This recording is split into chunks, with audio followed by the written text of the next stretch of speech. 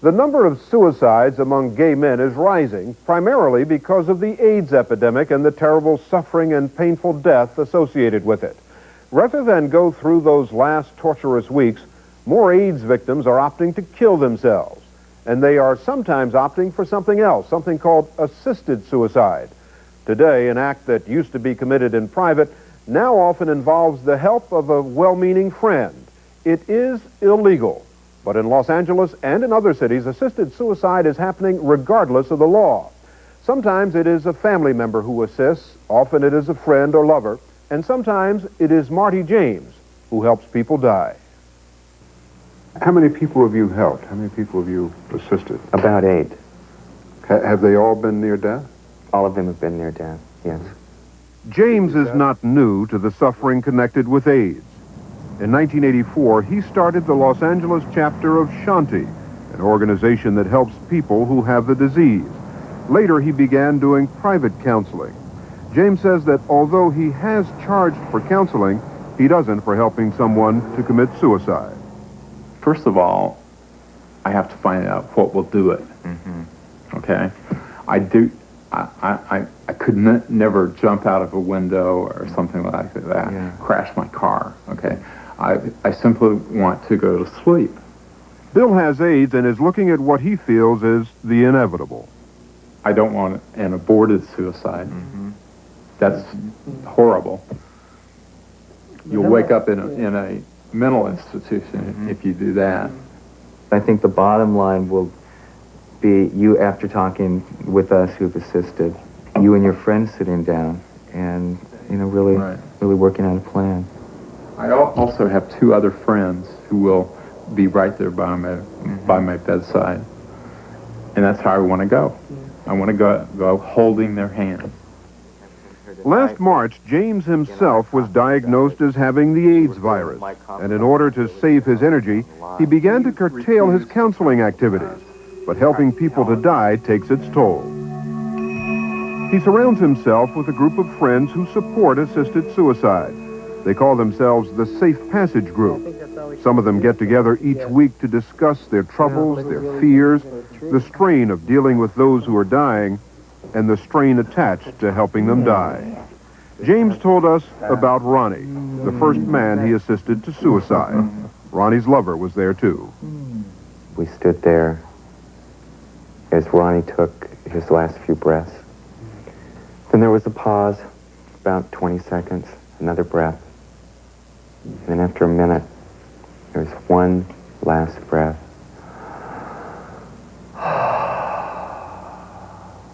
Ronnie and his lover Joey had asked Marty James to help, and help he did.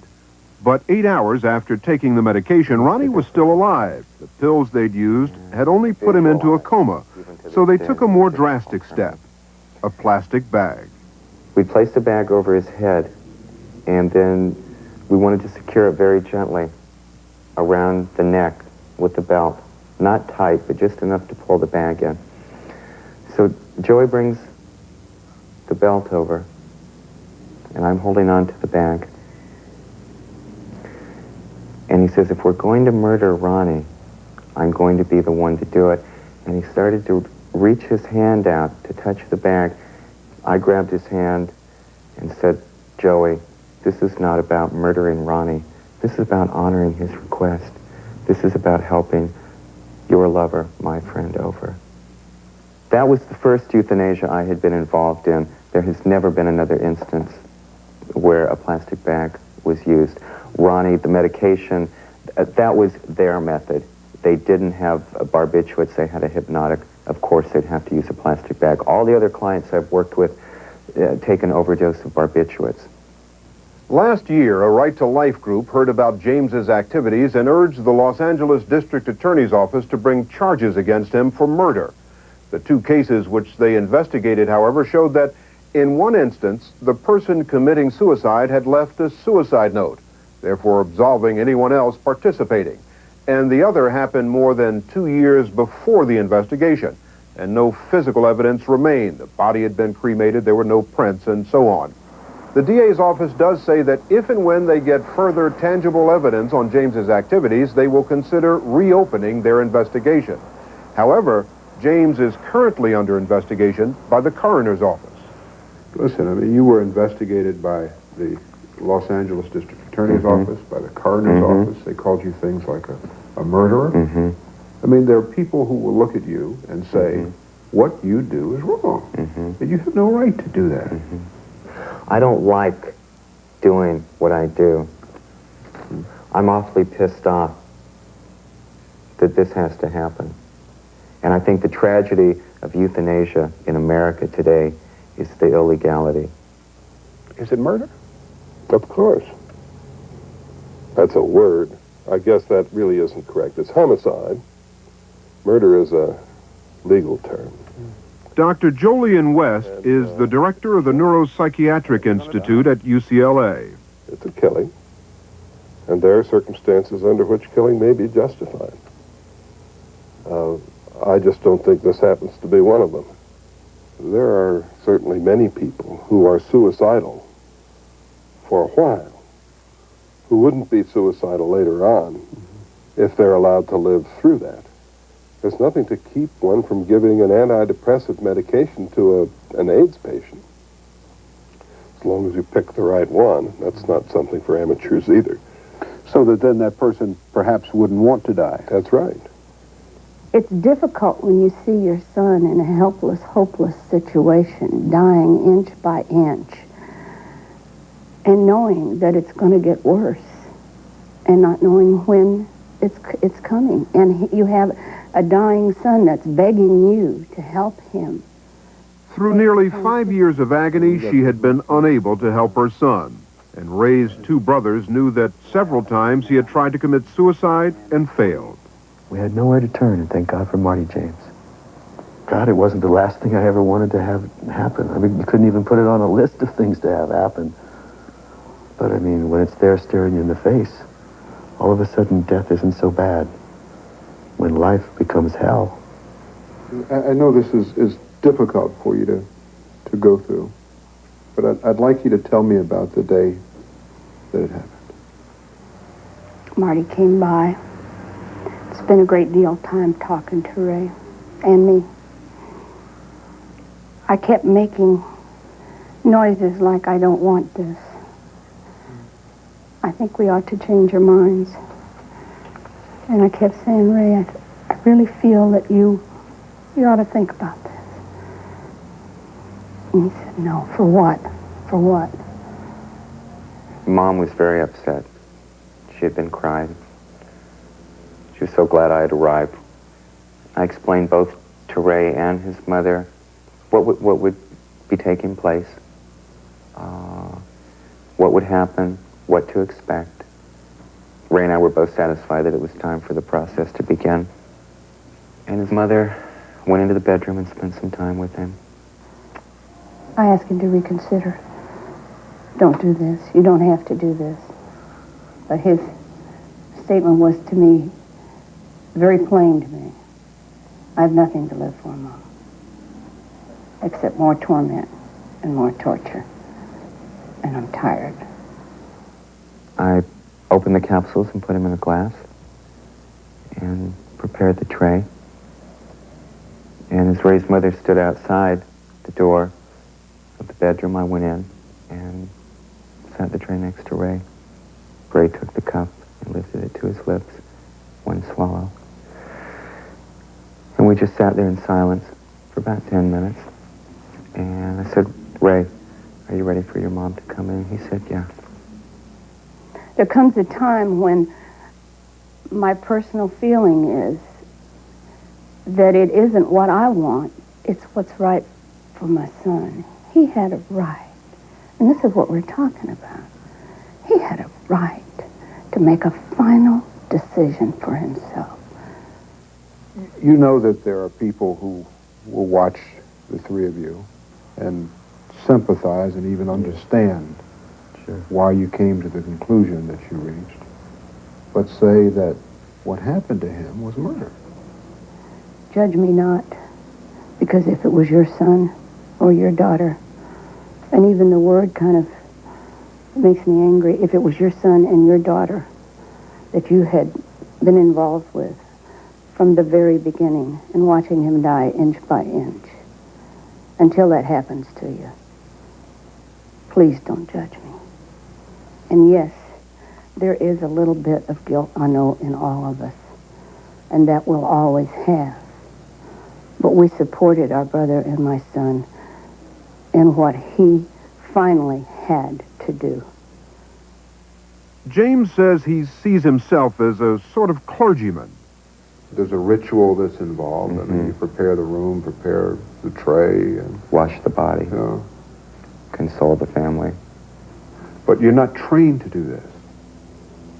You're not licensed to do it. What gives you the right? I don't think I have any right. I don't see it as right. I'm just a caring person. You know, I'm somebody who cares, and I'm somebody who's willing to step in there and assist when nobody else is willing to, when nobody else is willing to take that risk. I don't have to tell the four of you, but this isn't the kind of country that accepts your viewpoint readily. I mean, it's just the opposite. Right. Yes, sir. I mean, we are a nation that would say, bite the bullet and suffer. This is what you have been given. This is your burden. Bear it. I mean, how do you go against that? That works great philosophically. That works great theoretically. When it's your sister or your lover, and you get to see firsthand the suffering and that screaming in the next room, that tortured person out there. That's not Joe Middle America somewhere. That's me. I'm connected there. I feel that same pain, you know. But where do you draw the line? Last year, Marty James helped his lover to die, a man who had not yet reached the final painful stages of AIDS. Keith had been very athletic. He'd been a skydiver, captain of his swim team. He said, Marty, I don't want to end up on a cot in my mother's living room having her bring a bedpan back and forth to me. And it was clearly dealer's choice with that one. There was a man that Marty James helped to die who had AIDS-related complex. He didn't have the full-blown disease. He was not in a great deal of pain. He was not about to die. He probably could have lived for a year or more. Yet, knowing what was facing him, he wanted to end it there. What are the ethics involved in that kind of decision to help that man die? Obviously, he doesn't have an ethical problem in his own mind. He's convinced he's doing the right thing. This is what the other person wants. But he might be a little naive about whether, if he could run the track over again and not do it, and instead help the person in some other way, that 6 months later, that same individual might have written a poem that never would have appeared before, or told a friend something that he never had a chance to tell him. Because when life is gone, it's gone. What's your ultimate goal? You want to see the laws changed? You want to see the medical community take the responsibility? You know what my ultimate goal is right now? A cure for AIDS. That's what I'd like to see.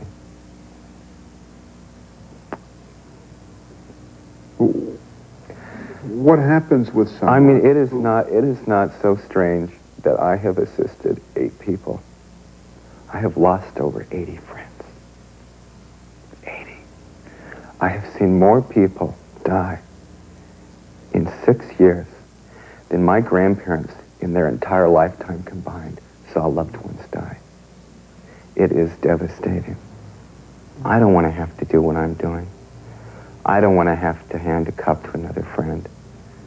You were saying what people will say, what gives you the right, Marty James, to assist? But what gives us the right in this country as a people to deny the terminally ill the right not only to choose their own health care, but the right to choose their own manner of death? Marty, it's against the law. It is against the law. Yeah. What's the best thing that could come out of all of this? The best thing is seeing the laws in this country changed so that we can have physician-assisted suicide. And until those laws are changed, I hope I never am asked to assist at another euthanasia. But if someone should ever call me again, like Ray's mother, I would say yes. It was never very successful at keeping the